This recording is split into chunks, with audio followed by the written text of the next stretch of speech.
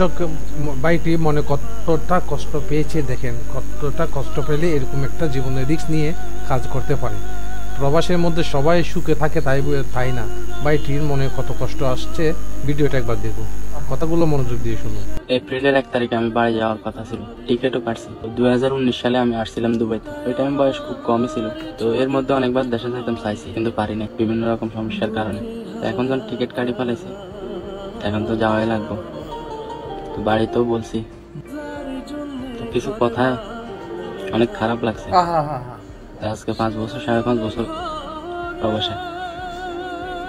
হঠাৎ আব্বার সাথে কথা হয়েছিল, তা আব্বা বলছে যে আমি কিছু করি নাই, ফ্যামিলির জন্য আমি যে টাকা দিছি এই টাকা দিয়ে চলে না। মনের দুঃখ বুঝার কেউ নাই। এর মধ্যে বোনরে বিয়ে দিছে, আমি বাইরে আনছি, তো এরপর আমি কিছু করি নাই। ঘর বাড়ি সব ঠিক করছে, এরপরও আমি বলে যে কিছু করি নাই। এর মধ্যে আমি অনেকবার অসুস্থ হয়েছি, দেশে যাইতাম চাইছি, যাইতে দেয় নাই। যাক, এটা আমার কপাল। এই টিকিট আমি যাবো না দেশ।